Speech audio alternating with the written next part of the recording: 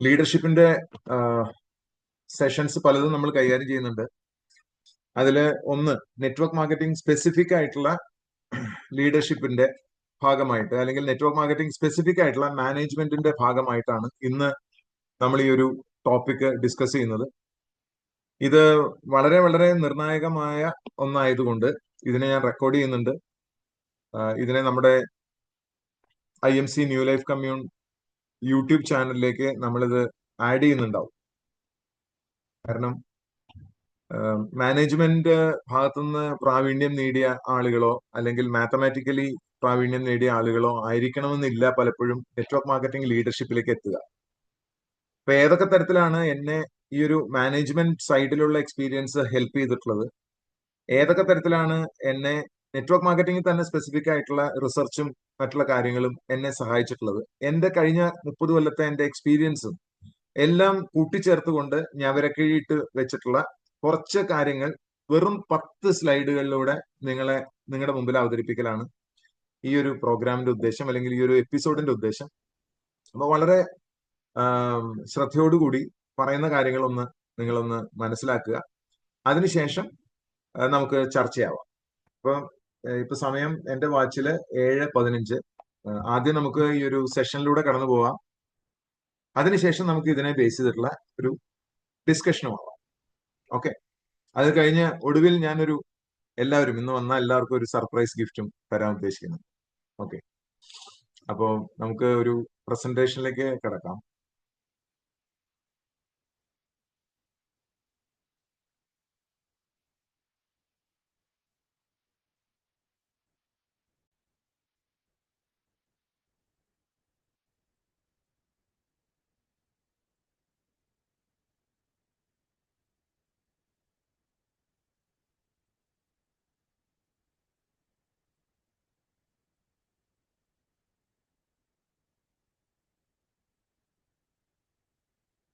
നിങ്ങൾക്ക് എന്റെ സ്ക്രീൻ കൃത്യമായിട്ട് കാണാമെന്ന് ഞാൻ കരുതുന്നു. നിങ്ങളുടെ മൊബൈൽ നിറഞ്ഞ് കാണാൻ കഴിയുമെന്ന് ഞാൻ വിചാരിക്കുന്നു. ആണെങ്കിൽ എന്റെ ശബ്ദവും കൃത്യമായിട്ട് കേൾക്കാൻ കഴിയുന്നുണ്ടെങ്കിൽ ബൈജു സാറെ എനിക്കൊരു മറുപടി തരുന്ന നന്നായി.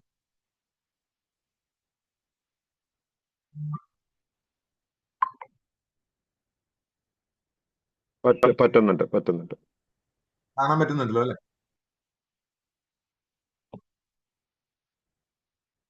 ഉണ്ട്. സോ ഈ ടോപ്പിക് ഇതാണ്, ഡാറ്റ ഡ്രിവൺ ലീഡർഷിപ്പ്. ലീഡർഷിപ്പിന്റെ തന്നെ പല മോഡലുകളുള്ളതിൽ ഏറ്റവും പ്രധാനപ്പെട്ട ഒരു മോഡലാണ് ഡാറ്റ ഡ്രിവൺ ലീഡർഷിപ്പ് എന്ന് പറയുന്നത്. അതിനെ ഒറ്റ സെന്റൻസിൽ പറഞ്ഞാൽ നമ്പേഴ്സ് ഡോൺ ലൈ എന്ന് വേണമെങ്കിൽ പറയാം. എന്താണ് അതിന്റെ അർത്ഥം? കണക്കുകൾ ഒരിക്കലും തെറ്റുന്നില്ല, കണക്കുകളാണ് യഥാർത്ഥം എന്നുള്ളതാണ്. അപ്പൊ കണക്കുകളെ അടിസ്ഥാനപ്പെടുത്തിയിട്ടുള്ള തീരുമാനങ്ങൾ എടുക്കുക, വൈകാരികമായ തീരുമാനങ്ങളല്ല, കണക്കുകളെ അടിസ്ഥാനപ്പെടുത്തിയുള്ള തീരുമാനങ്ങളാണ് എപ്പോഴും അവനവനും, പ്രത്യേകിച്ച് മാനേജ്മെന്റ് ലെവലിലും ലീഡർഷിപ്പിൽ ഇരിക്കുന്ന ആളുകളെ സംബന്ധിച്ചിടത്തോളം ഇത് വളരെയധികം പ്രാധാന്യമുള്ള ഒന്നാണ്. ചിലപ്പോൾ പഠിക്കുന്ന കാലങ്ങളിൽ കണക്കിന് വലിയൊരു പ്രാധാന്യം കൊടുക്കാതെ പഠിച്ച ആളുകളായിരിക്കും നമ്മൾ പലപ്പോഴും സ്കിപ്പ് ചെയ്ത് പോയിട്ടുണ്ടാവും. കണക്ക് എന്ന് പറയുമ്പോൾ പലർക്കും ഒരു പേടി സ്വപ്നമായിരുന്നു. 10ാം ക്ലാസ് കഴിഞ്ഞ് പലരും കണക്ക് ഒഴിവാക്കാൻ വേണ്ടി മറ്റു പല സബ്ജക്റ്റുകളും എടുത്തു പോകുന്നത് ഞാൻ കണ്ടിട്ടുണ്ട് പലപ്പോഴും. ജീവിതത്തിലുടനീളം ഈ കണക്കുകളുടെ ഇന്യൂമറസി എന്ന് പറയുന്ന, ഞാൻ അതിനെക്കുറിച്ചൊരു വീഡിയോ വേറെ ചെയ്തിട്ടുണ്ട്, അത് നിങ്ങൾ കാണുന്നത് നല്ലതായിരിക്കും. ഇന്യൂമറസി എന്ന് പറയും, അതായത് ന്യൂമറിക്കൽസ്, അതായത് കണക്കുകളും നമ്പറുകളും തമ്മിലുള്ള ഒരു അത്തരം ലോകം പലർക്കും എളുപ്പമല്ല. പക്ഷെ അത് എത്രമാത്രം നിർണായകമാണ് ലീഡർഷിപ്പിൽ എന്നുള്ള കാര്യമാണ് നമുക്കിന്ന് ഡിസ്കസ് ചെയ്യാനുള്ളത്. അത് നമ്മളെ ഏത് തരത്തിൽ ഉപയോഗപ്പെടുത്തണം എന്നുള്ളത് നമ്മളിന്ന് ഡിസ്കസ് ചെയ്യുന്നുണ്ട്. ഒന്ന്, ബ്ലൈൻഡ് ഫോൾഡ് ഇഫക്റ്റ് എന്ന് പറയും. അതായത് പലരും നെറ്റ്വർക്ക് മാർക്കറ്റിംഗിലേക്ക് കടന്നു വരുന്നത് വൈകാരികമായ തള്ളലുകാരനാണ്. ഒന്നുപോലെ ഭയങ്കരമായിട്ട് ഇതിനകത്ത് സാധാരണക്കാരെ അച്ചീവ് ചെയ്ത് പോകുന്ന ഒരു സാഹചര്യം ഉള്ളത് കൊണ്ട് അത് ഒരുപാട് പേരെ ഇൻസ്പയർ ചെയ്യുന്നു, അവർ വരുന്നു. അപ്പൊ വളരെ പ്രതീക്ഷയോടുകൂടി അവരിങ്ങനെ എല്ലാ കാലവും പ്രതീക്ഷ നിലനിർത്തിക്കൊണ്ട് തന്നെ ഈ ബിസിനസ്സിൽ ഒരു വർഷങ്ങളോളം ചെലവാക്കുന്നത് ഞാൻ കണ്ടിട്ടുണ്ട്, വർഷങ്ങളോളം. അപ്പൊ എനിക്ക് പറയാനുള്ളത് എന്താന്ന് വെച്ചാൽ, hope is not a strategy. പ്രതീക്ഷിച്ചിരിക്കൽ എന്ന് പറയുന്നത് ഒരു മാനേജ്മെന്റ് പ്രിൻസിപ്പിൾ അല്ല. ഞാൻ കാത്തിരിക്കേണ്ട, എന്തെങ്കിലും നന്നാവുമായിരിക്കും, എന്തെങ്കിലും ശരിയാവുമായിരിക്കും, എന്തെങ്കിലുമൊക്കെ കാര്യങ്ങൾ നടക്കുമായിരിക്കും. അതൊരു സ്ട്രാറ്റജി അല്ല, അതൊരു തെറ്റായ സ്ട്രാറ്റജിയാണ്. അതുപോലെ തന്നെ അസംഷൻസ് ലീഡ് ടു ഫെയിലിയർ. എന്താണ് അസംഷൻസ് എന്ന് പറഞ്ഞാൽ? എന്റെ ടീം നന്നായിട്ട് വർക്ക് ചെയ്യുന്നുണ്ട്, ഏഹ് ഇത് എന്റെ ആൾക്കാരൊക്കെ വളരെ അടിപൊളിയാണ്, എനിക്ക് എന്റെ ടീമിൽ 2000 ആൾക്കാരുണ്ട്. ഇതൊക്കെ നമ്മുടെ അസംഷൻസ് ആണ്. ഈ അസംഷൻസ് വെച്ചിട്ട് നിങ്ങൾ പണിയെടുത്താൽ തെറ്റായിരിക്കും. ഇപ്പൊ ഒരാളുമായിട്ട് നിങ്ങൾ നല്ല നല്ല റിലേഷൻഷിപ്പ് ഉണ്ട്, അയാൾ നന്നായി ചെയ്യുന്നുണ്ടാവുന്ന നിങ്ങളുടെ വിചാരം. അയാൾ അടിപൊളിയാണ്, അയാൾ നെറ്റ്വർക്കിന്റെ പുലിയാണ്. അപ്പൊ ഇതൊക്കെ നമ്മുടെ മനസ്സിൽ കടന്നു വിടുന്ന കുറെ കാര്യങ്ങളാണ്. നിങ്ങൾ ഡാറ്റ ഇല്ലാതെയാണ് പ്രവർത്തിക്കുന്നതെങ്കിൽ നമ്മൾ ഒരു കണ്ണുപൊട്ടൻ നടക്കുന്ന പോലെ ഇരിക്കുന്നതാണ് പറയുന്നത്. ഏത് ബിസിനസ് ആയാലും, അതിപ്പോ നെറ്റ്വർക്ക് മാർക്കറ്റിംഗ് മാത്രമല്ല, നെറ്റ്വർക്ക് മാർക്കറ്റിംഗ് പോലെ any business you are into, ഒരു ഡാറ്റ ഇല്ലെങ്കിൽ നിങ്ങൾക്ക് അതിൽ വർക്ക് ചെയ്യാൻ പറ്റില്ല.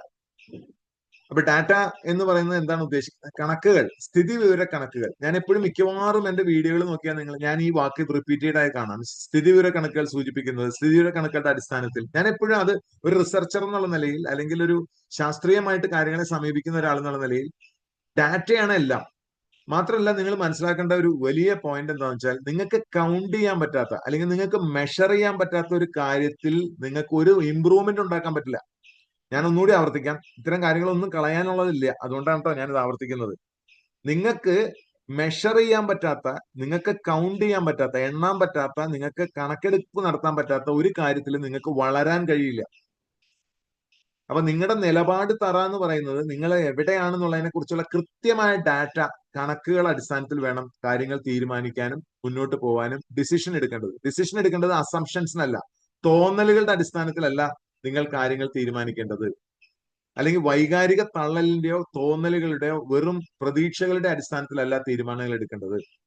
എപ്പോഴും ഡാറ്റ ബേസ്ഡ് ആയിട്ടാണ് തീരുമാനങ്ങൾ എടുക്കേണ്ടത്. പ്രത്യേകിച്ച് ഒരു വലിയ ടീമിനെ ഉത്തരവാദിത്തത്തിലേക്ക് കൊണ്ടുപോകണം, അല്ലെങ്കിൽ ടീമിന്റെ വലിയൊരു ഉത്തരവാദിത്തമുള്ള ആളാണ്, വലുതായിട്ട് വളർത്തണം എന്ന് ആഗ്രഹമുണ്ടെങ്കിൽ നിങ്ങൾ അസംഷൻസിൽ പോണ ആളാവരുത്, ഡാറ്റ ഡ്രിവൺ ആയിട്ടുള്ള ഒരു ലീഡർ ആയിരിക്കണം. 3 വൈറ്റൽ സൈൻസ് എപ്പോഴും ചെക്ക് ചെയ്യണം. നമ്മുടെ ബോഡിയിൽ നമ്മൾ ഡോക്ടർമാർ ചെക്ക് ചെയ്യുന്ന കണ്ടിട്ടില്ലേ? സ്റ്റെതസ്കോപ്പ് വെച്ച് എന്താ ചെക്ക് ചെയ്യുക? ആ സ്റ്റെതസ്കോപ്പ് വെച്ച് അവർ ചെക്ക് ചെയ്യണത് എന്താ? പൾസ് ചെക്ക് ചെയ്യും അല്ലെ? പൾസ് കറക്റ്റ് ആണോ എന്ന് നോക്കും. അപ്പൊ ഈ ബിസിനസിന്റെയും പൾസ് ചെക്ക് ചെയ്യേണ്ടത് 3 ഏരിയകളിലാണ്. ഡോക്ടേഴ്സ് ചെക്ക് ചെയ്യണ പോലെ, 1 active ratio, 2 recruitment rate, 3 retention rate. ഈ 3 കാര്യങ്ങളിലാണ് ഈ ബിസിനസ് ചലിക്കുന്നത്. ഈ ബിസിനസിന്റെ മർമ്മം, അതിന്റെ ഹാർട്ട് ബീറ്റ് എന്ന് പറയുന്നത് ഇതാണ്. അപ്പൊ ആ വൈറ്റൽ സയൻസ് ആണ്, നിങ്ങൾ ബിസിനസ് വളരുന്നുണ്ടോ, നിങ്ങളുടെ ബിസിനസ് തളരുന്നുണ്ടോ, നിങ്ങൾ മുന്നോട്ടാണോ, നിങ്ങൾ പുറകോട്ടാണോ എന്ന് ചെക്ക് ചെയ്യുന്നത് എപ്പോഴും ഡാറ്റയിലായിരിക്കണം. ഉദാഹരണത്തിന്, എന്താണ് ആക്റ്റീവ് റേഷ്യോ? എത്ര പേര് ആക്റ്റീവ് ആണ്, അല്ലാതെ എത്ര ആൾക്കാർ ടീമിൽ ഉണ്ട് എന്നുള്ളതല്ല. നിങ്ങളുടെ ടീമിൽ പിന്നെ 2000 പേരോ 5000 പേരോ 10000 പേരോ ജോയിൻ ചെയ്തിട്ടുണ്ടോ?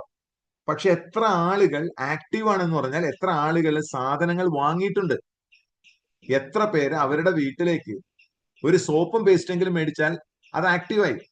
വേണ്ട, ഏതെങ്കിലും ഒരു ബീവിയുടെ സാധനം മേടിച്ചാൽ അയാൾ ആക്റ്റീവായി, സിസ്റ്റത്തിൽ ആക്റ്റീവായി. അപ്പൊ അത് എത്ര പേരുണ്ട്, എത്ര പേരുടെ ജോയിനിങ് നടന്നിട്ടുണ്ട്, അതിൽ എത്ര പേര് ആക്റ്റീവായിട്ട് നിൽക്കുന്നുണ്ട്, ചെക്ക് ചെയ്യണം. അതുപോലെ ഈ ആഴ്ച റിക്രൂട്ട്മെന്റ്, എത്ര പുതിയ ആളുകൾ കടന്നു വന്നിട്ടുണ്ട്. കാരണം എന്താ, ഒരു സൈഡിലൂടെ എന്തായാലും ആളുകൾ കൊഴിഞ്ഞു പോയിക്കൊണ്ടിരിക്കും, മറു സൈഡിലൂടെ പുതിയ ആളുകൾ വരുന്നുണ്ടോ? അത് ഈ ബിസിനസിന്റെ ഹെൽത്തിനെ തീരുമാനിക്കുന്ന കാര്യമാണ്. ഇല്ലെങ്കിൽ ഇന്നല്ലെങ്കിൽ നാളെ നിങ്ങൾ ശോഷിക്കുന്ന കാര്യം ഉറപ്പാണ്. 3 റിട്ടൻഷൻ റേറ്റ്. ഇതിനകത്ത് സ്റ്റിക്കിനെസ് എന്ന് പറയും, ആളുകൾ നിലനിൽക്കുന്ന റേറ്റ്. അപ്പൊ നിങ്ങളൊരു ലീഡർ ആണോ അല്ലയോ എന്ന് തീരുമാനിക്കപ്പെടുന്ന ഘടകങ്ങളാണിത്. അല്ലെങ്കിൽ ഒരു ബിസിനസ്സിൽ നിങ്ങൾ മുന്നോട്ട് പോകുന്നുണ്ടോ, കാരണം ഈ ബിസിനസ് ലീഡർഷിപ്പ് ബിസിനസ്സാണ്.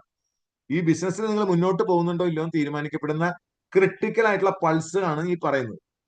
സ്റ്റിക്കിനെസ് ഫോർ 90 ഡേയ്സ് അല്ലെങ്കിൽ 12 വീക്സ്. നമ്മൾ വീക്കിലി ബേസിസിൽ പോകുന്ന ഒരു ഓർഗനൈസേഷൻ ആണ് ന്യൂ ലൈഫ് കമ്മ്യൂണിനെ സംബന്ധിച്ചിടത്തോളം. അപ്പൊ നമ്മൾ എപ്പോഴും തീരുമാനങ്ങൾ എടുക്കേണ്ടതും നടപടി ആക്കേണ്ടതും ഒക്കെ ആഴ്ചകളുടെ അടിസ്ഥാനത്തിലാണ്. അങ്ങനെ വന്നാൽ മാത്രമേ ഒരു മാസം കയ്യിൽ നിന്ന് പോകാതിരിക്കുള്ളൂ.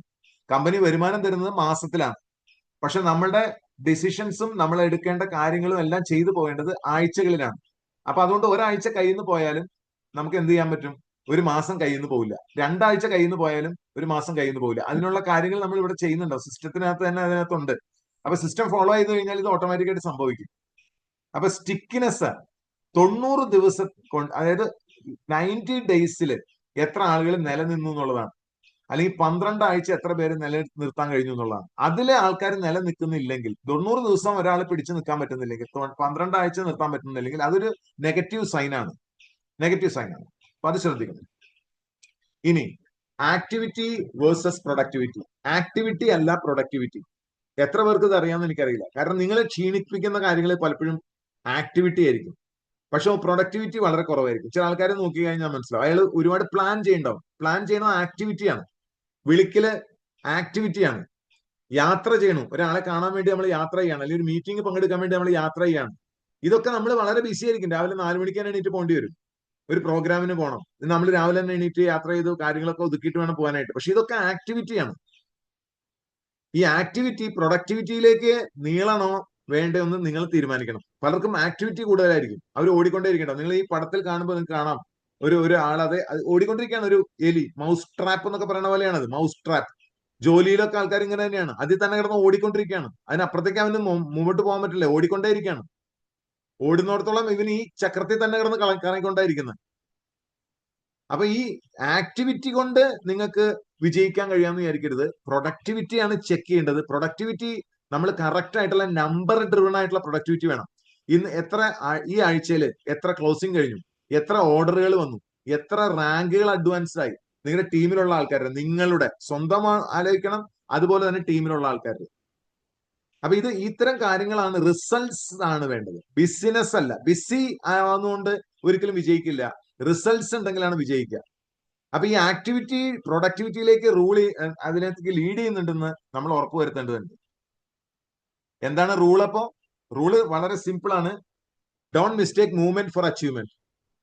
ഒരാൾ അച്ചീവ് ചെയ്യുക എന്നുള്ളതും ഒരാൾ മൂവ് ചെയ്യുക എന്നുള്ളതും രണ്ടും രണ്ടാണ്. അപ്പൊ ആളുകൾ ഓടിപ്പാഞ്ഞ് നടക്കുന്നുണ്ടാവും, പക്ഷെ അൾട്ടിമേറ്റ്ലി BV ഉണ്ടാവില്ല, അൾട്ടിമേറ്റ്ലി ജോയിനിങ് ഉണ്ടാവില്ല, അൾട്ടിമേറ്റ്ലി ജോയിൻ ചെയ്ത ആൾക്കാർ ഒരു സാധനം പോലും വാങ്ങിക്കുന്നുണ്ടാവില്ല.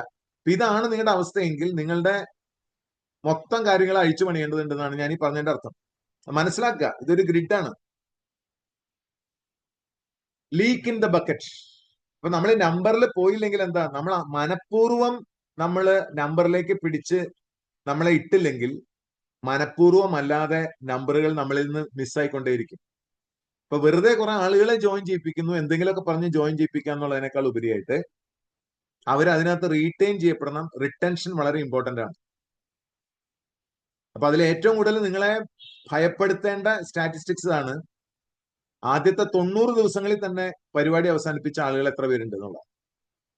നിങ്ങളുടെ ടീമിലെ മിക്കവാറും ആളുകൾ ആദ്യത്തെ 90 ദിവസത്തിൽ തന്നെ പരിപാടികൾ അവസാനിപ്പിച്ചിട്ടുണ്ടെങ്കിൽ അതൊരു റോങ് സിഗ്നൽ ആണ്. അവരെ കുറിച്ചല്ല, നിങ്ങളെ കുറിച്ചിട്ടുള്ള റോങ് സിഗ്നലാണ്. നമുക്ക് എപ്പോഴും പറയാം ഈ ആളുകളൊന്നും ശരിയല്ല. ചില ആൾക്കാരോട് പറഞ്ഞില്ല, ആളുകൾ ഒന്നും ശരിയല്ല എന്ന് പറയവര്. ഒറ്റ ആളുകൾ ശരിയല്ല. അവർക്കൊക്കെ ഇപ്പൊ വേണ്ട കുറച്ച് പെട്ടെന്ന് പൈസ കിട്ടുന്ന പരിപാടിയാണ് സാറേ. ഈ നടപടി ആവില്ല സാറേ, ഇതിനകത്ത് ഇതൊന്നും നടപടി ആവില്ല. ആ സംസാരത്തിൽ തന്നെ നമുക്കറിയാം ആ ഫ്രസ്ട്രേഷൻ, ആ സംസാരത്തിൽ തന്നെ നമുക്കറിയാം അവന്റെ കഴിവില്ലായ്മ. നമുക്ക് ആ സംസാരത്തിൽ തന്നെ അയാളുടെ എല്ലാ സിലിണ്ടറുകളും അയാൾ എടുത്ത് ഉപയോഗിച്ചു കഴിഞ്ഞു. അയാൾക്ക് ഇനി എന്താ ചെയ്യേണ്ടതെന്ന് അറിയാത്തൊരവസ്ഥയിലാണ് അയാൾ നിൽക്കുന്നത്. അയാൾക്ക് അറിയില്ല എന്താ ചെയ്യേണ്ടതെന്ന്. അതാണ് അതിന്റെ സത്യം.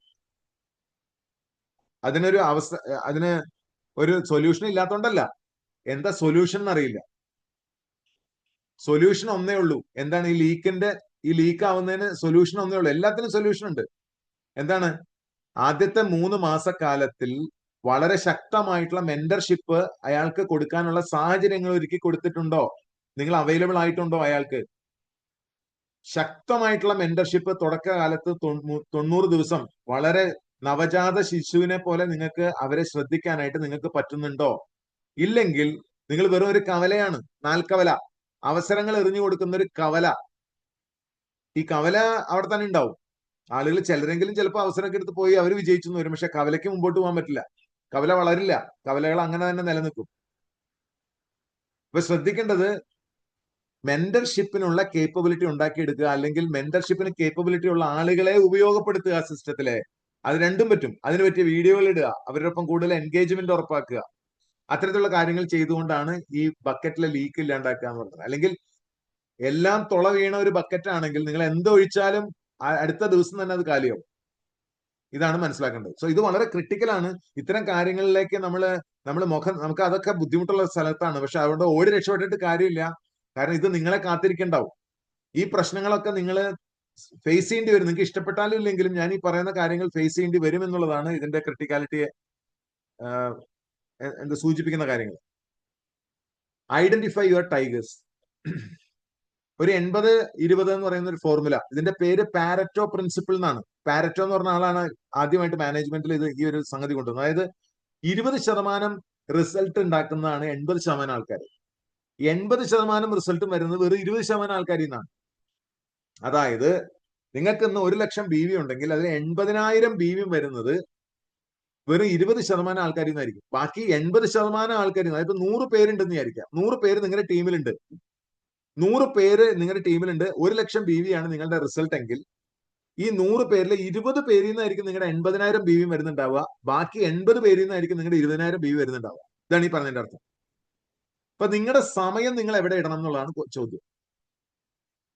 അപ്പൊ അവിടെ നിങ്ങൾ ചെയ്യുന്ന ആളുകൾ വാചകടിക്കാരും ഉണ്ട്, ചെയ്യുന്നവരും ഉണ്ട്. അപ്പൊ വാചകടിക്കാരെ ചെയ്യുന്നവരിൽ നിന്ന് ഒഴിവാക്കാനായിട്ട് പറ്റണം. എങ്ങനെയാ അവരെ ഒഴിവാക്കണത്? എങ്ങനെയാണ് അവരെ തിരിക്കുന്നത്? ഡാറ്റ. ആ ഡാറ്റ എവിടെയാണുള്ളത്? മൊബൈലിൽ കിട്ടും. നിങ്ങൾക്ക് ചെക്ക് ചെയ്താൽ കിട്ടും. വീക്കിലി ബേസിസിൽ നിങ്ങൾക്ക് നോക്കാം നിങ്ങളുടെ ടീമിലുള്ള ഓരോരുത്തർ എവിടെ എത്തിയിട്ടുണ്ട്, എത്ര പേഴ്സണൽ BV ഉണ്ട്, അവരുടെ ഗ്രൂപ്പ് വോളി എത്രയുണ്ട്, അവരുടെ ടോട്ടൽ എത്രയുണ്ട്. ഇത് മുഴുവൻ ഡാറ്റ നമുക്ക് തരുന്നുണ്ട്. വളരെ വിശദമായിട്ടുള്ള ഡാറ്റ നിങ്ങളുടെ മൊബൈലിൽ തന്നെ ഉണ്ട്. നമ്മൾ നോക്കാറില്ലെന്ന് മാത്രം. നോക്കി പഠിക്കണം. വെറും വികാരവിഡ്ഢികളായി മാറുകയല്ല ചെയ്യുന്നത്. അവസാനം നന്നായി ചെയ്യുന്ന ആൾക്കാരെ നിങ്ങൾ ശ്രദ്ധിക്കുന്നുണ്ടാവില്ല. നന്നായി ചെയ്യാത്ത ആൾക്കാരെ പല കാലത്തും ഇരുന്ന് വർത്താനം പറയാന്നുള്ളതുകൊണ്ട് ഈ വാചകടിക്കാരുടെ കൂടെ നിങ്ങൾ നടക്കുകയും ചെയ്യും.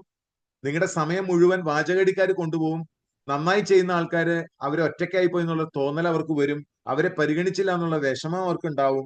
നന്നായി ചെയ്യാത്ത ആൾക്കാര് നിങ്ങളെ പറ്റിച്ചുകൊണ്ടിരിക്കുന്നുണ്ടാവും. ഒടുക്കം കുറച്ച് കഴിയുമ്പോൾ നിങ്ങൾക്ക് വളർച്ച ഇല്ലാതെ നിങ്ങൾ ആകെ വിഷമിച്ച് മുമ്പോട്ട് പോകും. എന്താ ചെയ്യേണ്ടതെന്ന് അറിയാതെ. അപ്പൊ 80% നിങ്ങളുടെ സമയവും കീ ലീഡേഴ്സിന്റെ ഒപ്പം ഇൻവെസ്റ്റ് ചെയ്യുക. ഐഡന്റിഫൈ യുവർ ടൈഗേഴ്സ് എന്ന് പറഞ്ഞാൽ നിങ്ങൾക്ക് ഇവിടെ ഈ ചിത്രം കാണാം. പൂച്ചക്കുട്ടികളും കടുവയും ഒരുപോലെ ഇരിക്കും ഷേപ്പ് കൊണ്ട്. പക്ഷെ അതാണ്ട പൂച്ചകൾ കിടന്ന് ഉറങ്ങി കിടക്കുകയാണ്, ഒരു കടുവ അങ്ങനെ നിൽക്കുകയാണ്. ഇതാണ് നിങ്ങൾ കാണുന്ന ചിത്രം. അപ്പൊ ഈ ഉറങ്ങുന്ന ഈ പൂച്ചകൾ ആരാണ്, വർക്ക് ചെയ്യുന്ന കടുവ ഏതാണെന്ന് നിങ്ങൾക്ക് ഐഡന്റിഫൈ ചെയ്യാൻ പറ്റിയില്ലെങ്കിൽ അതൊരു ലീഡർഷിപ്പിന് പറ്റുന്ന ഏറ്റവും വലിയ പിഴവാണ്. തുടക്കം മുതലേ ഇത് ശ്രദ്ധിക്കുക എന്നുള്ളത്. ഈ പാരറ്റോ പ്രിൻസിപ്പിൾ മനസ്സിലാക്കുക, നിങ്ങളുടെ ടൈഗേഴ്സിനെ മനസ്സിലാക്കുക എന്നുള്ളത് ഇമ്പോർട്ടന്റ് ആണ്. ഒരു ഗോൾ സെറ്റ് ചെയ്യേണ്ടത് എപ്പോഴും കണക്കുകളുടെ അടിസ്ഥാനത്തിലാണ്. ഗോൾ സെറ്റിംഗ് വിത്ത് മാത്സ്. ഒരാള് സാറേ ഈ മാസം എന്താ പരിപാടി എന്ന് വെച്ചാൽ എനിക്ക് സൂപ്പർ സ്റ്റാർ ആണോ സാറേ? ഓക്കെ, സൂപ്പർ സ്റ്റാർ ആവണം എന്നുള്ളത് ഒരു ആഗ്രഹമാണ്, അതൊരു പ്ലാൻ അല്ല. പ്ലാനും ആഗ്രഹവും രണ്ടും രണ്ടാണ്. അപ്പൊ എന്താണ് പ്ലാൻ, എന്താണ് ആഗ്രഹം? ഇത് രണ്ടും രണ്ടാണ്. ഒരാള് സൂപ്പർ സ്റ്റാർ ആവണം എന്ന് പറഞ്ഞാൽ എന്താണ് എന്റെ പ്ലാൻ? 30,000 ബിസിനസ് വോളിയം വരണം എല്ലാ മാസവും. ആ 30,000 ബിസിനസ് വോളിയം എങ്ങനെയൊക്കെ വരുത്താം എന്നാണ് ചോദ്യം. എങ്ങനെ ചെയ്യാൻ പറ്റും? ആ ബിസിനസ് വോളിയം ചെയ്യാനായിട്ട് നിങ്ങൾക്ക് രണ്ടു തരത്തിൽ വേണമെങ്കിൽ ആലോചിക്കാം. 50 പേരോളം 600 BVയുടെ ഉൽപ്പന്നങ്ങൾ മേടിച്ചാൽ 30,000 വോളിയം കൊണ്ടുവരാം. ലോജിക്കലാണ്, കുഴപ്പമില്ല. 50 പേര്. ഈ 50 പേരെ നിങ്ങൾ ഉണ്ടാക്കാനായിട്ട് ആ 50 പേർക്ക് 600 BV വീതം ഉണ്ടാവുകയും ചെയ്യുമ്പോൾ നിങ്ങളുടെ 30,000 ആയി, സമ്മതിച്ചു. പക്ഷെ ഈ 50 പേരുടെ ഇൻവോൾവ്മെന്റ് എന്തോരം ഉണ്ടാവും അത് ആലോചിച്ച് നോക്കണം. അതാണ് മാനേജ്മെന്റ് എന്ന് പറയുന്നത്. ഓരോരുത്തരും 600 BV ചെയ്താൽ മതിയല്ലോ സാറേ, അതല്ലേ നമുക്ക് കൂടുതൽ എളുപ്പം. മതി എന്നാ പിന്നെ സ്ട്രാറ്റജി അങ്ങനെ ആക്കാല്ലേ. അപ്പൊ ഈ 50 ആളുകളുടെ എന്താണ് അത്, അവർക്ക് എന്താ ഗുണം? ഈ ആളുകൾക്ക് ഒരു ഗുണവുമില്ല സത്യം പറഞ്ഞ. ഈ ആളുകൾക്ക് അവരുടെ എന്താ പറയാ ഡിസ്കൗണ്ടിൽ കുറച്ച് ഉൽപ്പന്നങ്ങൾ കിട്ടുന്നു എന്നല്ലാതെ വലിയൊരു ഇൻവോൾവ്മെന്റോ അവരുടെ ഹൃദയമോ ഇതിനകത്തേക്ക് കിട്ടില്ല. കാരണം ഒരു കൺസിഡറബിൾ എമൗണ്ട് വരും, ഒരു വരുമാനം ഒന്നും അവർക്ക് കിട്ടാതെ വരുമ്പോൾ അവരുടെ കൺസിഡറബിൾ ടൈമും ഇതിനകത്ത് കിട്ടില്ല. നിങ്ങൾ മാത്രമേ ഉണ്ടാവുള്ളൂ. ഈ സ്ട്രാറ്റജി ഞാൻ പണ്ട് പരാജയപ്പെട്ട സ്ട്രാറ്റജിയാണ്. ഈ കൂടുതൽ ആളുകളെ വളരെ കുറച്ച് മാത്രം ചെയ്തുകൊണ്ട് ചെയ്യാന്നുള്ള രീതിയിൽ നോക്കുമ്പോൾ സസ്റ്റൈനബിലിറ്റി ഉണ്ടാവില്ല. ആ ആളുകൾക്ക് ഒരു ഓണർഷിപ്പ് ഉണ്ടാവില്ല. ആ ആളുകൾ ഇതിനെ സീരിയസ് ആയിട്ട് കണക്കാക്കുന്നുണ്ടാവില്ല. നിങ്ങൾ മാത്രം സീരിയസ് അല്ലാത്ത കുറച്ച് ആൾക്കാർ, കുറച്ച് ഉൽപ്പന്നങ്ങൾ, അവർക്ക് എല്ലാ ഉൽപ്പന്നങ്ങളുടെ എക്സ്പോഷറും ഉണ്ടാവില്ല. അവര് ഉൽപ്പന്നങ്ങളോടും വലിയ കാര്യമായിട്ട് നീതി കാണിക്കില്ല. കാരണം അവർക്ക് അറിയില്ല അതിന്റെ ഉൽപ്പന്നങ്ങളുടെ വ്യാപ്തിയും വലിപ്പമൊക്കെ. ഉണ്ടെങ്കിൽ അവരെന്ത് മേടിച്ചേനെ, ദിവസം 100 രൂപയുടെങ്കിലും സാധനങ്ങൾ വാങ്ങാനായിട്ട് അല്ലെങ്കിൽ കൺസപ്ഷനുള്ള അത്രയും സീരിയസ്നെസ് അവരെടുത്തേനെ. അപ്പൊ ഇതൊരു സ്ട്രാറ്റജിയാണ്. 50 പേരെ 600 BV ഉള്ള 50 പേര്, അല്ലെങ്കിൽ 2,500 BV ഉള്ള 12 പേര്. അപ്പൊ ഈ 12 പേർക്ക് എന്താ ഗുണം? ഒന്ന്, നമുക്ക് 12 പേരുടെ കൂടെ നടക്കാനായിട്ട് നമുക്ക് സാധിക്കും. കാരണം നമുക്ക് കൈകാര്യം ചെയ്യാൻ പറ്റും. വേൾഡ് വൈഡ് മാക്സിമം ഒരാൾക്ക് കൈകാര്യം ചെയ്യാവുന്ന, അറ്റ് എ ടൈം കൈകാര്യം ചെയ്യാവുന്ന ഗ്രൂപ്പ് 12 ആണ്. അല്ലെങ്കിൽ പിന്നെ ഇത്രയധികം ഓർഗനൈസേഷനിൽ ഇത്രയധികം ലാഡറുകൾ ഉണ്ടാകുമായിരുന്നില്ല. താഴെ റെപ്രസെന്റേറ്റീവ്സ്, അത് കഴിഞ്ഞ് ഡിസ്ട്രിക്ട് മാനേജർ, അത് കഴിഞ്ഞ് ഏരിയ മാനേജർ, അത് കഴിഞ്ഞ് റീജിയണൽ മാനേജർ, അത് കഴിഞ്ഞ് സോണൽ മാനേജർ. എന്തിനാണ് ഇത്രയധികം ആളുകളെ ശമ്പളം കൊടുത്ത് വെക്കുന്നതിന് വേണ്ടിയിട്ടാ? അവർക്കൊക്കെ അവരുടെ കമാൻഡ് ഏരിയ ലിമിറ്റഡ് ആണെങ്കിൽ കൂടുതൽ നീതി പുലർത്താൻ പറ്റും എന്നുള്ളതുകൊണ്ടാണ്. അപ്പൊ ഒരാളെ അയാളുടെ സ്വന്തമായിട്ടുള്ള 2500 അല്ലെങ്കിൽ അയാളുടെ കൂടെ നടന്ന ഒരു ഹോം മീറ്റിംഗ് നടത്തിയിട്ട് അയാൾക്ക് ആവശ്യമുള്ള ഒരു 8-10 ആളുകളെ സൃഷ്ടിച്ചെടുത്താൽ ആ വ്യക്തിയെ 2500 BB ഫിക്സ് ചെയ്യാൻ നമുക്ക് എളുപ്പമായതുകൊണ്ട് സ്ട്രാറ്റജി ഈസ് ബെസ്റ്റ്. അതുകൊണ്ടാണ് നമ്മൾ ആ സ്ട്രാറ്റജി എടുക്കുന്നത്. അപ്പൊ വളരെ ഹാൻഡ്ഫുൾ ആയിട്ടുള്ള ആൾക്കാരെ 2500 എത്താൻ സഹായിച്ചാൽ മാത്രം മതി. അവർക്കൊരു എന്തെങ്കിലും വരുമാനം അക്കൗണ്ടിൽ വരികയും ചെയ്യും. അപ്പൊ അതുകൊണ്ട് ബിഗ് ഗോളുകളെ സ്മോൾ നമ്പേഴ്സ് ആയിട്ട് ബ്രേക്ക് ചെയ്തുകൊണ്ട് കണക്കുകളുടെ അടിസ്ഥാനത്തിൽ, നമ്പറുകളുടെ അടിസ്ഥാനത്തിൽ സംസാരിക്കുന്ന ഒരു ശീലം അവനവനും ടീമിലും ഉണ്ടാക്കിയെടുക്കണം എന്നാണ് ഞാൻ പറഞ്ഞതിന്റെ അർത്ഥം. ഇല്ലെങ്കിൽ എന്നും വൈകാരികമായ ഒരു എന്താ ഞാൻ പറയാ, അതൊരു സ്വപ്നലോകത്തെ ബാലഭാസ്കരൻ എന്ന് ഞാൻ വിളിക്കുന്ന പോലെ സ്വപ്നലോകത്തെ ബാലഭാസ്കരനായിട്ട് തെക്ക് വടക്ക് നടക്കാന്നല്ലാതെ ഒന്നും നടക്കണ്ടാവില്ല. നമ്പറുകളിൽ സംസാരിക്കാൻ, നമ്പറുകളിൽ മോണിറ്റർ ചെയ്യുക, നമ്പറുകളിൽ ചെക്ക് ചെയ്യുക. അടുത്ത് ഇനി നമ്പറുകളിൽ പോകുമ്പോ പലർക്കും ഇതിനകത്ത് ഗ്രിപ്പ് ഇല്ലാതെ വരുമ്പോൾ സംഭവിക്കുന്ന കുറെ കാര്യങ്ങളാണ്. എത്തിക്കൽ ചെക്ക് എന്ന് പറഞ്ഞ സംഗതിയുണ്ട്. എന്താണ് എത്തിക്കൽ ചെക്ക്? ശരിയായ രീതിയിൽ പ്രൊഡക്റ്റുകൾ കൺസ്യൂം ചെയ്യുന്നതിന്റെ അടിസ്ഥാനത്തിലാണ് വളർച്ച ഉണ്ടാവേണ്ടത്. നിങ്ങളുടെ ടീമിൽ സ്ഥിരമായി വാങ്ങുന്ന എത്ര ആളുകളുണ്ട് എന്നുള്ളതാണ് നിങ്ങളുടെ സ്ട്രെങ്ത്. നിങ്ങളുടെ എല്ലാ കാലവും നിലനിൽക്കുന്ന ബിസിനസ് ഉണ്ടാവണമെങ്കിൽ എല്ലാ കാലവും സ്ഥിരമായി വാങ്ങുന്ന ആളുകൾ ഉണ്ടാവണം. അതിനെന്ത് ചെയ്യണം? നമുക്ക് വിവരം ഉണ്ടാവണം. നമ്മുടെ വിവരം മറ്റുള്ളവരുമായിട്ട് പങ്കുവയ്ക്കാൻ നമ്മൾ തയ്യാറാവണം. അപ്പൊ പ്രൊഡക്റ്റ് കുറച്ച് കാര്യങ്ങൾ, ചെറിയ ക്രിട്ടിക്കൽ പ്രൊഡക്ട്സ് ആഴത്തിൽ പഠിക്കണം. 1 ഡസൻ പ്രൊഡക്ട്സോളം ആഴത്തിൽ പഠിക്കണം. ഹെൽത്ത് റിലേറ്റഡ് ആയതുകൊണ്ട് സ്ഥിരമായി വാങ്ങും. ബ്യൂട്ടി റിലേറ്റഡ് ആണെങ്കിലും സ്ഥിരമായി വാങ്ങും. ആരോഗ്യവും ആയുസ്സും എനർജിയും ഒക്കെ ആയിട്ട് ബന്ധപ്പെട്ടും അസുഖങ്ങളൊക്കെ ആയിട്ട് ബന്ധപ്പെട്ട് കിടക്കുന്നത് കൂടുതൽ കണക്ടിവിറ്റി ഉണ്ടാക്കുന്നതുകൊണ്ട് അവരത് കാര്യമായിട്ട് വാങ്ങും, സ്ഥിരമായി നിലനിർത്തുകയും ചെയ്യും. നേരം തുടക്കുകയും പാത്രം കഴുകുകയും ചെയ്യുന്ന പ്രൊഡക്റ്റ് മാത്രം വെച്ചിട്ടല്ല മൂവ് ചെയ്യേണ്ടതെന്ന് അർത്ഥം. അതിന് എപ്പോഴും ആൾട്ടർനേറ്റ് കിട്ടും. അതേസമയം നിങ്ങൾക്ക് ഒരു പ്രൊഡക്റ്റ് ഇഷ്ടമായാൽ നിങ്ങൾ കഴിക്കുന്ന മരുന്നുകൾ നിങ്ങൾ ആ ബ്രാൻഡ് മാറ്റാറില്ല. ശ്രദ്ധിക്കാറുണ്ടോ? നിങ്ങൾ ഏതെങ്കിലും ഒരു കാര്യത്തിന് വളരെ ക്രിട്ടിക്കൽ ആയിട്ട് വിചാരിക്കുന്ന സ്ഥലത്ത് ഒരു സ്ഥലവും നിങ്ങൾ എത്ര ഷോപ്പുകൾ മാറേണ്ടി വന്നാലും നിങ്ങൾ പോയിട്ട് ആ ബ്രാൻഡിന് തന്നെ വേണ്ടി പോയി നിൽക്കും. അപ്പൊ അത്തരത്തിലുള്ള കമ്മിറ്റഡ് ആയിട്ടുള്ള ആളുകളെ കൊണ്ടുവരണം. അല്ലാതെ റാങ്ക് മെയിൻറ്റെയിൻ ചെയ്യാൻ വേണ്ടി മാനിപ്പുലേറ്റ് ചെയ്യരുത്. അത് കാണിക്കുന്നത് തെറ്റാണ്. Data exposes fake volumes. Fake volume എന്ന് പറഞ്ഞാൽ ടീമിൽ 2500 പേരുണ്ടെന്ന് കാണിക്കും. നിങ്ങളുടെ ടീമിൽ ജോയിൻ ചെയ്ത ആളുകൾ 150 എന്ന് കാണിക്കും, 100 എന്ന് കാണിക്കും. അതിൽ വീഴരുത്. ഡാറ്റയിലേക്ക് പോണം. റാങ്ക് നിലനിർത്താൻ റാങ്കിൽ ഒന്നുമില്ല. പലരും നിങ്ങൾ നോക്കിക്കോളൂ, ഫേസ്ബുക്കിൽ അവിടെ ഇവിടെയൊക്കെ നിങ്ങൾ സോഷ്യൽ മീഡിയയിൽ നോക്കി കഴിഞ്ഞാൽ റാങ്കുകളുടെ കളിയാണ്. ഓരോ ഫാൻസി റാങ്കുകൾ. ഡയമണ്ട്, വേറെ ചില കമ്പനികളിൽ വേറെ ചില പേരുകളായിരിക്കും. വേറെ ചില പല കമ്പനികൾക്ക് പലതാണ്. മറ്റ് 1 star, 2 star, 3 star, 5 star, 7 star. ഇതിനകത്തൊന്നും ഒരു കാര്യമില്ല. ആക്ച്വൽ കാര്യം എന്താണ്? സ്ഥിരമായി വാങ്ങുന്ന എത്ര ആളുകളുണ്ട് നിങ്ങളുടെ ടീമിൽ. അതാണ് നിങ്ങളുടെ വരുമാനം തീരുമാനിക്കുന്നത്. അതിനെ അടിസ്ഥാനപ്പെടുത്തി വേണം റാങ്ക് മെയിൻ്റനൻസ് വേണം. ഇപ്പൊ ഏതെങ്കിലും ഒരാള് അവസാന ദിവസം റാങ്ക് അടിച്ചാൽ അപ്പ വിചാരിച്ചോ അതിന്റെ പുറകിൽ എന്തുണ്ട്? അതിന്റെ പുറകിൽ മാനിപ്പുലേഷൻ ഉണ്ട്, അതിന്റെ പുറകിൽ തള്ളിക്കയറ്റലുണ്ട്, അതിന്റെ പുറകിൽ ബൾക്ക് പർച്ചേസ് ഉണ്ടാവും, അതിന്റെ പുറകിൽ എന്തെങ്കിലും ഉണ്ടാവും. കാരണം അയാൾക്ക് അയാളോട് തന്നെ നീതി പുലർത്താൻ പറ്റാതെ വിഷണ്ണനായിട്ടാണ് ഈ സാധനങ്ങൾ ചെയ്യുന്നത്. അത് ചെയ്യരുത്. യാഥാർത്ഥ്യം മനസ്സിലാക്കുക, യാഥാർത്ഥ്യത്തിൽ നിന്ന് കറക്റ്റ് ആയിട്ട് മുന്നോട്ട് കൊണ്ടുപോകുക എന്നുള്ളതാണ്. അപ്പൊ എപ്പോഴും ഡാറ്റ ബേസ്ഡ് ആയിട്ടുള്ള കാര്യങ്ങൾ ചെയ്യാനായിട്ട് ശ്രമിക്കുക. വീക്ക്ലി ആക്ഷൻ പ്ലാൻ, ഇതിനകത്ത് ഏറ്റവും ശ്രദ്ധിക്കേണ്ട ഒരു കാര്യമാണിത്. അക്കൗണ്ടബിലിറ്റി സ്ട്രക്ചർ ഉണ്ടാക്കിയെടുക്കണം എന്നാണ് ഞാൻ പറഞ്ഞത്. അക്കൗണ്ടബിലിറ്റി സ്ട്രക്ചർ, അതാണ് വീക്കിലി ആക്ഷൻ പ്ലാന്റെ ഗുണം. അല്ലാണ്ട് വെറുതെ വീക്കിലി ആക്ഷൻ പ്ലാൻ ഒരു നേർച്ച പോലെ ചെയ്യാന്നുള്ളതല്ല. അക്കൗണ്ടബിലിറ്റി എന്താണ്? അക്കൗണ്ടബിലിറ്റി നമുക്കറിയാം. ഇത്ര ആളുകൾ സ്ഥിരമായി വാങ്ങുന്നുണ്ട്, ഇത്ര ആളുകൾ സ്ഥിരമായിട്ട് പ്രവർത്തിക്കുന്നുണ്ട്, ഇത്ര ആളുകൾ കൃത്യമായിട്ട് കമ്മിറ്റഡ് ആണ്. ഈ അക്കൗണ്ടബിലിറ്റി സ്ട്രക്ചർ ഉണ്ടാക്കിയെടുക്കണം. കാരണം എന്താ? ഇത് വളരെ ഫ്രീ ആയിട്ടുള്ള ഒരു മോഡലാണ് നെറ്റ്വർക്ക് മാർക്കറ്റിംഗ്. പക്ഷെ വിജയിച്ച ആളുകളൊക്കെ ഡിസിപ്ലിൻ ഉള്ള ആൾക്കാരാണ്. അവരൊരു സിസ്റ്റം എസ്റ്റാബ്ലിഷ് ചെയ്ത് പാർട്ട് ടൈമർക്കും ഫുൾ ടൈമർക്കും ഒരുപോലെ ഗുണകരമാവുന്ന കാര്യങ്ങൾ ചെയ്യുന്നു. ഇന്ന് കടന്നു വന്ന ഒരാൾക്കും ഏറ്റവും പഴയ ആളുകൾക്കും ഒരുപോലെ ഗുണം ചെയ്യുന്ന ഒരു സ്ട്രക്ചറിനകത്തേക്ക് കണക്ട് ചെയ്തുകൊണ്ട് മിനിമം കാര്യങ്ങൾ ചെയ്തുകൊണ്ടിരുന്നാൽ എല്ലാവർക്കും വിജയിക്കാൻ പറ്റുന്ന ഒരു സാഹചര്യം ഉണ്ടാക്കുന്നു. പക്ഷെ അക്കൗണ്ടബിലിറ്റി വേണം. പോകുമ്പോ പോട്ടെ, എത്തുമ്പോ എത്തട്ടെ എന്ന് KSRTCയിലെ ഡ്രൈവറും കണ്ടക്ടറും പറയണ മാതിരിയല്ല. വിചാരിച്ച സമയത്ത് എത്തണം. അപ്പൊ അതിനെന്ത് ചെയ്യണം? എല്ലാ ആഴ്ചകളിലും ചെക്ക് ചെയ്യണം. ബാക്ക് ഓഫീസ് ചെക്ക് ചെയ്യുക. എല്ലാ ദിവസവും പറ്റില്ലെങ്കിൽ എല്ലാ ആഴ്ച. ഈ ബാക്ക് ഓഫീസ് എന്ന് പറയുന്നത് എന്താണ്? മൊബൈലിലെ നിങ്ങളുടെ ബാക്ക് ഓഫീസ് ചെക്ക് ചെയ്യണം. എല്ലാ ശനിയാഴ്ചകളുമാണ് ഐഡിയൽ. അതിന്റെ കാരണം പറഞ്ഞുതരാം. അങ്ങനെ ചെക്ക് ചെയ്തിട്ട് ടോപ്പ് പെർഫോമൻസ് ആരാന്ന് മനസ്സിലാക്കുക. ഈ ടോപ്പ് പെർഫോമേഴ്സിനെ അവരെ ശനിയാഴ്ചകളിൽ നമ്മുടെ വൈകുന്നേരത്തെ 7:50 സൂം മീറ്റിംഗ് ഉണ്ട്. ഞാൻ ഇതുമായിട്ട് ബന്ധിപ്പിച്ച് പറയണില്ലെങ്കിൽ വെറും തിയറിയായി പോകും. അതുകൊണ്ടാണ് പ്രായോഗിക തലത്തിലാണ് ഞാൻ പറയുന്നത്. നിങ്ങൾ ശനിയാഴ്ചകളിൽ നോക്കുന്നു, ടോപ്പ് പെർഫോമൻസിനെ ഐഡന്റിഫൈ ചെയ്യുന്നു. എന്തെങ്കിലും കാര്യങ്ങൾ ചെയ്ത ആളായിരിക്കും, ചിലപ്പോൾ കൂടുതൽ സാധനങ്ങൾ വാങ്ങിയ ആളായിരിക്കും, അല്ലെങ്കിൽ കൂടുതൽ പേഴ്സണൽ ബീവ് ചെയ്തായിരിക്കാം. അവരെ ആ ശനിയാഴ്ച വൈകുന്നേരത്തെ 7:50 ലൈവ് പ്രോഗ്രാമിലേക്ക് ഇൻവൈറ്റ് ചെയ്ത് അവരെ റിക്കഗ്നൈസ് ചെയ്യണം. അവരെ കൊണ്ട് വേണമെങ്കിൽ ഒരു വാക്ക് സംസാരിപ്പിക്കാം. ഇങ്ങനെയുള്ള കാര്യങ്ങൾ അപ്പപ്പ കഴിയണം. ഒരു നല്ല കാര്യം ഒരാൾ ചെയ്താൽ ഡിലേ ഇല്ലാതെ ചെയ്യാൻ പറ്റണം. എന്നിട്ട് കമ്പനിയുടെ അടുത്ത 3 മാസം ഇവന്റ് വരട്ടെന്ന് വിചാരിച്ച് ഇയാൾ അപ്പോഴേക്കും തീർന്നു പോയിണ്ടാവും. കമ്പനി ട്രോഫി കൊണ്ട് വരുമ്പോഴേക്കും ഇയാളുടെ പരിപാടി തീർന്നുണ്ടാവും. അപ്പൊ അത് ശ്രദ്ധിക്കണം. സീറോ പെർഫോമൻസ് ആരാന്ന് നോക്കണം, അതും നോക്കണം. അതായത് നിങ്ങളുടെ ടീമിലെ ഏറ്റവും ടോപ്പ് പെർഫോമൻസിനെ നോക്കണം, ഏറ്റവും ബോട്ടം ലെവലുള്ള സീറോ നോക്കണം. അവരെ വിളിക്കണം. വിളിച്ചിട്ട് അവരോട് ചോദിക്കണം എന്താ കാരണം. നിർത്തിപ്പോയാലുണ്ടെങ്കിൽ നിർത്തിക്കോട്ടെ, പക്ഷെ എന്താ കാരണം?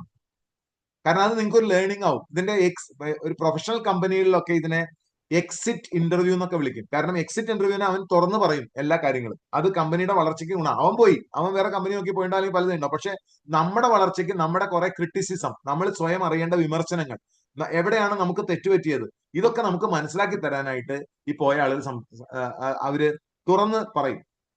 അത് നമുക്ക് വലിയ ഒരു ഐ ഓപ്പണർ ആവും. പലപ്പോഴും സംഭവിക്കുന്നത് പുറത്ത് പുകഞ്ഞ കൊള്ളി പുറത്ത് എന്ന് പറഞ്ഞ് നമ്മളെ ജസ്റ്റിഫൈ ചെയ്യും. അങ്ങനെയല്ല, അവരുടെ വേർഷനും കൂടി അവരുടെ പെർസ്പെക്റ്റീവ് കൂടി കാണണം. കാരണം ഈ ലോകത്തെ എല്ലാവരും ഇൻഡിവിജ്വലാ, എല്ലാവരും അവരവരുടെ ലോകത്താ.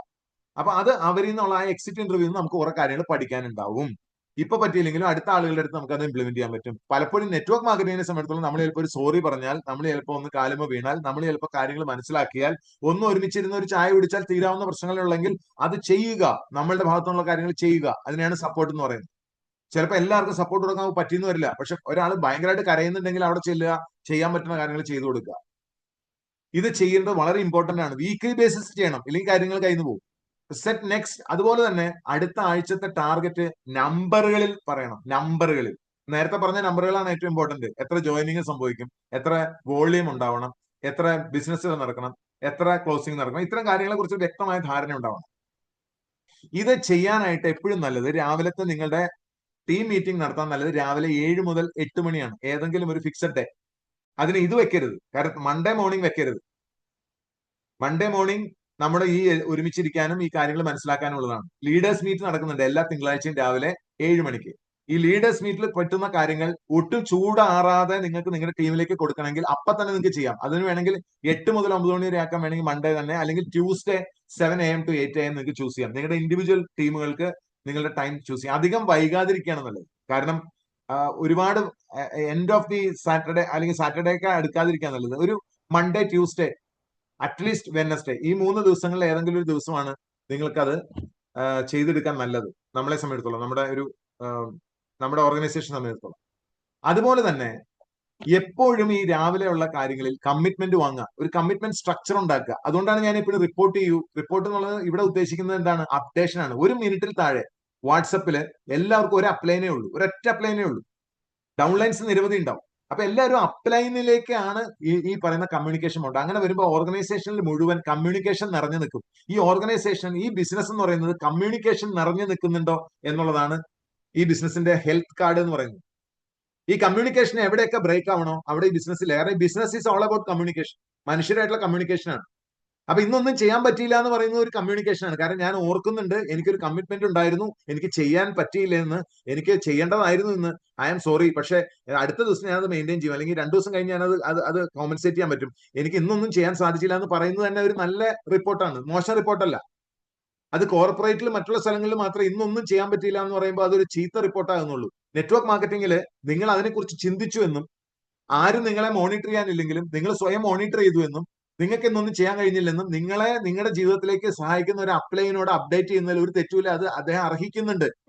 അദ്ദേഹത്തിന്റെ ഏതെങ്കിലും തരത്തിൽ ഗുണം നിങ്ങൾക്ക് ഉണ്ടാകുന്നുണ്ടെങ്കിൽ, ഏതെങ്കിലും തരത്തിലൊരു കൂട്ടായ്മ നിങ്ങൾക്ക് ഗുണം ചെയ്യുന്നുണ്ടെങ്കിൽ, അതൊരു സൂം മീറ്റിംഗ് ആയിക്കോട്ടെ, രാവിലത്തെ ആയിക്കോട്ടെ, വൈകുന്നേരം ആയിക്കോട്ടെ, ഇതൊന്നും തന്നെ സംഭവിക്കുന്നതല്ല. കുറെ ആളുകൾ അവര് അതിന്റെ പുറകിൽ നങ്കൂരമടിച്ച് നിന്ന് സഹായിക്കുന്നത് കൊണ്ടാണ് ഇത് സംഭവിക്കുന്നതെന്ന് മനസ്സിലാവുകയും അതിനോട് റെസ്പെക്ട് കാണിക്കുകയും ചെയ്യുന്നതിന്റെ മിനിമം ഉദാഹരണമാണ് ഞാൻ ഈ പറഞ്ഞത്.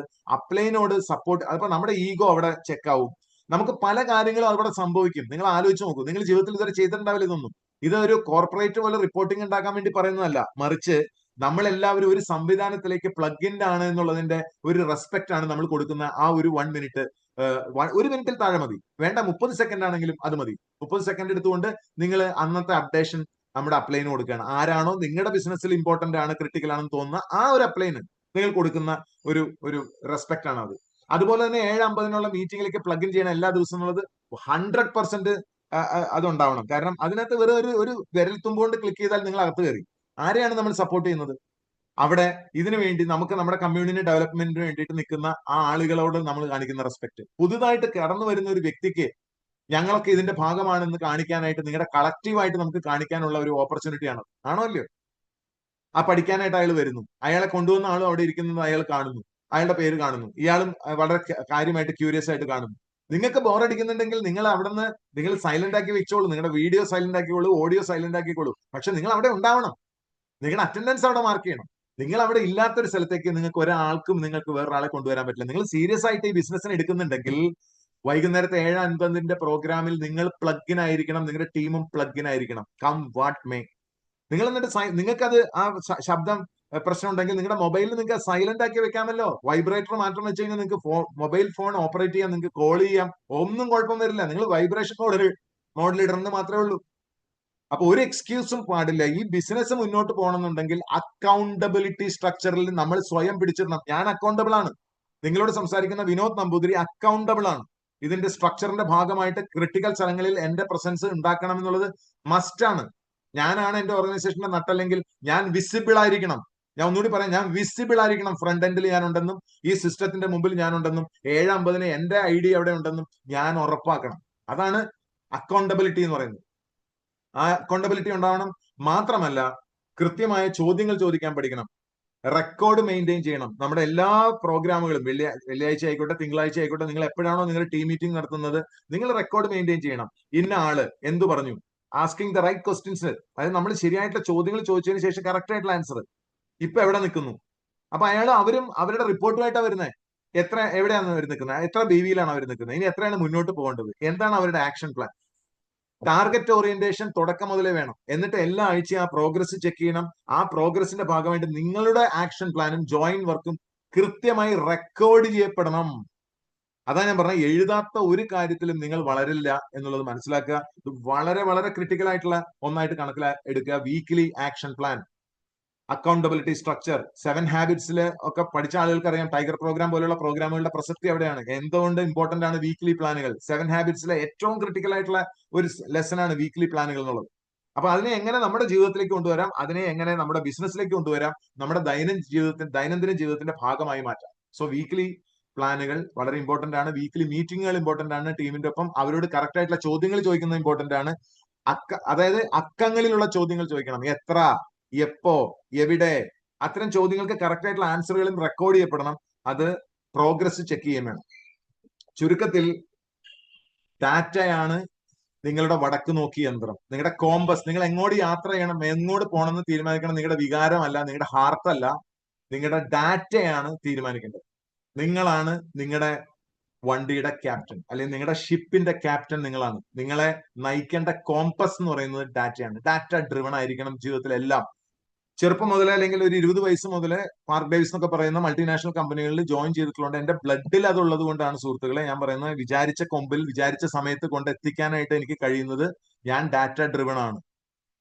ഞാൻ എപ്പോഴും അതുകൊണ്ടാണ് കൂടുതൽ ഡാറ്റ അവൈലബിൾ ആയിട്ടുള്ള. ഞാൻ ചെറുപ്പം മുതൽ, ഞാൻ ചെറിയ കാലത്ത് നെറ്റ്വർക്ക് മാർക്കറ്റിംഗിൽ വരുമ്പോഴും ഞാൻ ശ്രദ്ധിച്ചിരുന്ന ഒരു കാര്യം, ഇതെന്റെ ഫോട്ടോബയോഗ്രഫി അല്ല, പക്ഷെ നിങ്ങൾ അറിയാൻ വേണ്ടി പറയാണ് എത്രമാത്രം എന്നെ ഡാറ്റ ഹെൽപ്പ് ചെയ്തിട്ടുണ്ട്. അതായത് ചെറുപ്പം മുതൽ ഇത്തരം പ്രൊഫഷണൽ കമ്പനികളിൽ വർക്ക് ചെയ്തിട്ടുള്ളതുകൊണ്ട് മൾട്ടിനാഷണൽ കമ്പനികൾ പ്രത്യേകിച്ചും ഡാറ്റ ഡ്രിവൺ ആണ്. ആ ഡാറ്റ ബേസ്ഡ് ആണ് അവരുടെ എല്ലാ മീറ്റിങ്ങുകളും ട്രെയിനിങ്ങുകളും ഡെയിലി ബേസിലുള്ള കോൺകോളുകളും ഒക്കെ ഉണ്ടാവുക. അപ്പൊ നമ്പേഴ്സ് ഡെയിലി നോക്കുക എന്നുള്ളത് വളരെ ഒരു ശീലമായി മാറണം. എല്ലാ ദിവസവും നമ്പറുകൾ നോക്കുക എന്നുള്ളത്, ഒരു നമ്പർ ഡ്രിവൺ മനുഷ്യനാവുക എന്നുള്ളത് വളരെ ഇമ്പോർട്ടന്റ് ആയിട്ടുള്ള കാര്യമാണ്. അല്ലാണ്ട് വികാര വിഡ്ഢിയായിട്ട് തെക്ക് വടക്ക് ഓടി നടക്കുകയല്ല. പട്ടി ചന്തക്കെ പോലെ പറയും, അല്ലെങ്കിൽ ആട ഇല കടിക്കണ പോലെ എന്ന് പറയും, ഇങ്ങനെ കൊരങ്ങന്റെ കയ്യിൽ പൂമാല കിട്ടിയ പോലെ എന്ന് പറയും. ഇങ്ങനെ കറങ്ങി അനാവശ്യമായിട്ട് മനസ്സ് ചതറി അവിടെ ഇവിടെ നടക്കുന്നതിലല്ല കാര്യം. ഞാൻ എന്റെ കാര്യത്തിലേക്ക് വരുമ്പോൾ ഞാൻ ഒരു മിനിറ്റ് പറയാം. അതായത് നെറ്റ്വർക്ക് മാർക്കറ്റിംഗിന്റെ അനവധി ഡാറ്റ ഇന്ത്യയിൽ അവൈലബിൾ ആയിരുന്നില്ല. അതുകൊണ്ട് തന്നെ മിക്കവാറും എനിക്ക് ഉറപ്പായിരുന്നു നെറ്റ്വർക്ക് മാർക്കറ്റിംഗിനെ ലീഡ് ചെയ്തിരുന്ന ആളുകളൊക്കെ ഡാറ്റ ഡ്രിവൺ ഒന്നുമല്ല. അവരെന്തോ ഇതിനകത്ത് മറ്റു കാര്യങ്ങളിലൊക്കെ പരാജയപ്പെട്ടവരൊക്കെയാണ് ഇതിനകത്തേക്ക് വന്ന് കയറിയത് ആദ്യകാലങ്ങളിലൊക്കെ. ഇതിനകത്ത് വളരെ തീരുമാനമെടുത്ത് വന്ന് കയറി ഡെവലപ്പ് ചെയ്ത ആൾക്കാരൊക്കെ വളരെ കുറവാണ്. വരുന്ന ആൾക്കാരൊക്കെ വേറെ എല്ലാം നഷ്ടപ്പെട്ടപ്പോൾ ജോലി നഷ്ടപ്പെട്ടു, മറ്റേ ബിസിനസ് നഷ്ടപ്പെട്ടു, രണ്ടാമത് ജോലി കിട്ടില്ല, ഇനി രണ്ടാമതൊരു കളിപ്രായം ഇല്ല, അല്ലെങ്കിൽ വേറെ ഒന്നും ചെയ്യില്ല, എന്റെ ക്വാളിഫിക്കേഷൻ മോശമാണ്, ഇങ്ങനെ കുറെ കാരണങ്ങളുള്ള ആൾക്കാർ, തകർന്നു പോയവര്, രണ്ടാമത് ബിസിനസ് ചെയ്യാൻ പറ്റാത്തവർ, ഇങ്ങനെ കുറെ ആളുകളൊക്കെയാണ് കയറി വരുന്നത്. അവർ കൈയും കാലിട്ട് അടിച്ച് കുറെ പേര് എന്തൊക്കെയോ ചെയ്തു, അവരുടെ ബേസിലും വളർന്നു എന്നല്ലാതെ ഇതൊന്നും ഡാറ്റ ഡ്രിവൺ അല്ല എന്ന് അറിയാവുന്നതുകൊണ്ട് ഞാൻ ഇന്നും ഫോറിൻ കമ്പനികളിലെ അച്ചീവ്മെന്റുകൾ, അതിൽ അച്ചീവ് ചെയ്ത ആളുകൾ, ഓൾറെഡി 50,000 പേര് 1,00,000 പേര് ടീമിലുള്ള ആൾക്കാർ എന്തൊക്കെയാ ചെയ്യണേ, ഇത്തരം കാര്യങ്ങളൊക്കെയാണ് ഞാൻ ഇന്നും ഫോളോ ചെയ്തിട്ടുള്ളത്. ഞാൻ കുറെ കാലം ഞാൻ ഫോളോ ചെയ്ത റാൻഡി ഗേജ് എന്ന് പറഞ്ഞ ഒരാളെ മാത്രമാണ്, റാൻഡി ഗേജിനെ മാത്രമാണ് ഞാൻ ഫോളോ ചെയ്തത്.